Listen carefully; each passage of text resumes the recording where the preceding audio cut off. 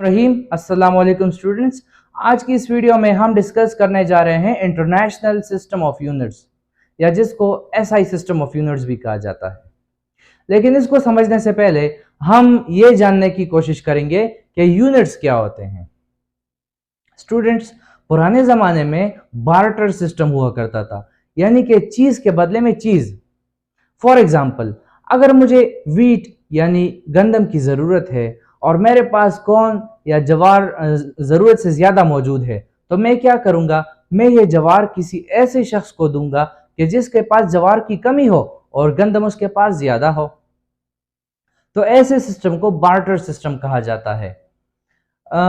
लेकिन इसमें ऐसा नहीं हुआ करता था कि जितनी चाहे मैं उसको जवार दे दूं और जितनी चाहे बदले में वो मुझे गंदम दे दे, बल्कि इसके लिए उन्होंने उस जमाने में एक स्टैंडर्ड रखा हुआ करता था। उस स्टैंडर्ड के मुताबिक वो किसी चीज को दूसरों को देते थे और उसी स्टैंडर्ड के मुताबिक वो चीजें लिया करते थे। फिर वक्त गुजरने के साथ साथ ऐसा हुआ कि चीजों को लेने के लिए लोग पैसे दिया करते थे, यानी लोग पैसे दे के चीज लिया करते थे। तो ऐसे सिस्टम को करेंसी सिस्टम कहा जाता है। लेकिन इन दोनों सिस्टम्स में एक चीज कॉमन थी, और वो ये कि दोनों में एक स्टैंडर्ड के मुताबिक चीजों को दिया जाता और लिया जाता था। आजकल के दौर में देखा जाए तो आजकल भी यही सिस्टम है। लोग स्टैंडर्ड के मुताबिक स्टैंडर्ड के साथ मेजर करके चीजों को खरीदते और बेचते हैं।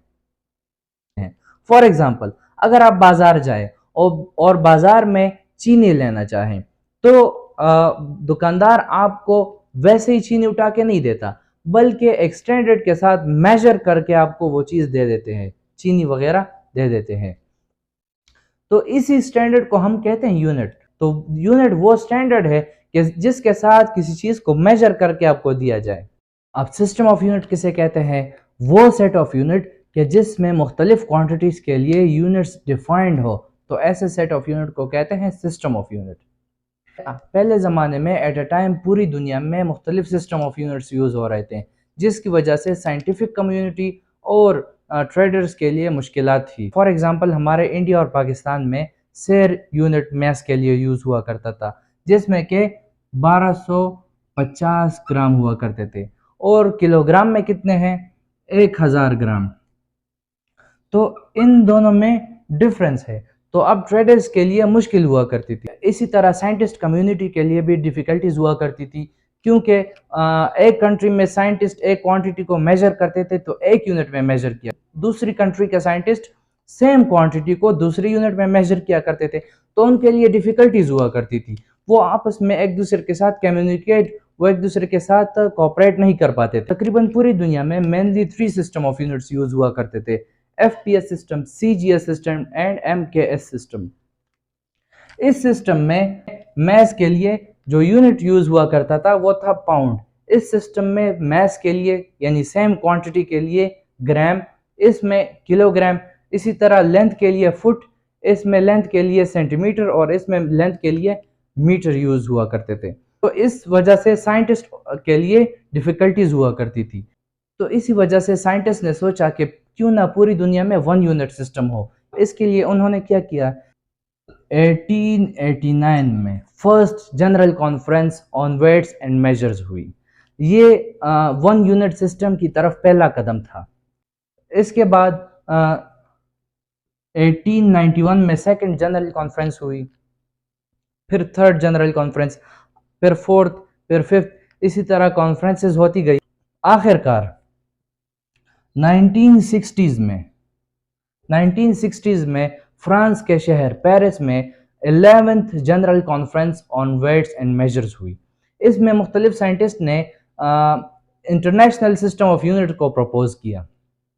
इसका मकसद क्या था? इसका मकसद यही था कि पूरी दुनिया में 1 यूनिट सिस्टम हो। अब इंटरनेशनल सिस्टम ऑफ यूनिट कैसे कहते हैं?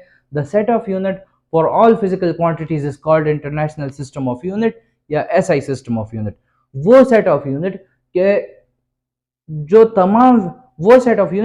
तमाम फिजिकल क्वांटिटीज के लिए हो, उसे इंटरनेशनल सिस्टम ऑफ यूनिट कहा जाता है। यानी आप दुनिया के किसी भी मुल्क में जाएं तो वहां पर आप अगर यानी आप दुनिया के किसी भी मुल्क में जाए और वहां पर आप किसी को कहे कि 1 kg, तो 1 kg का मतलब हर मुल्क में 1000 ग्राम ही होगा।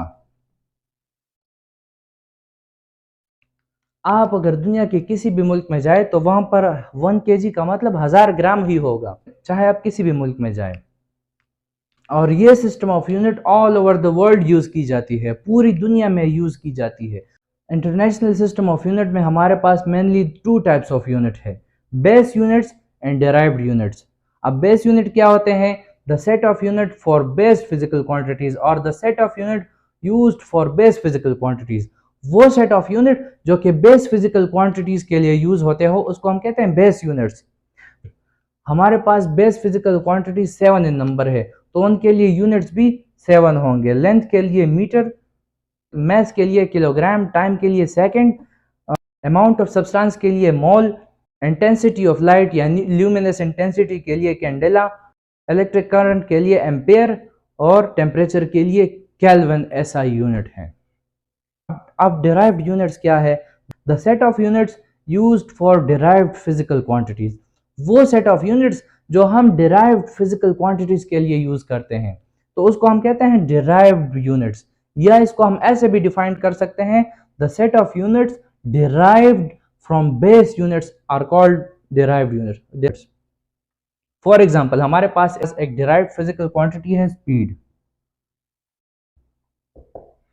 तो इसके लिए यूनिट क्या है? इसके लिए है मीटर पर सेकेंड। अब मीटर क्या है? मीटर एक बेस फिजिकल क्वांटिटी है। सेकंड क्या है? सेकंड भी एक बेस फिजिकल क्वांटिटी है। तो ये unit for derive physical quantity है, लेकिन डिराइव हुआ है किस चीज से? बेस यूनिट से, बेस फिजिकल। इसी तरह हमारे पास कई सारे यूनिट्स है, जैसा कि एक्सेलरेशन का यूनिट है मीटर पर सेकेंड स्क्वायर।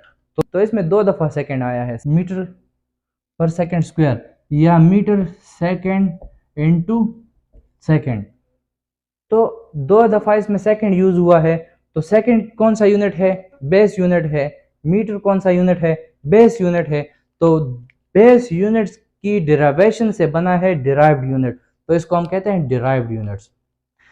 तो आज का हमारा लेक्चर यही तक था।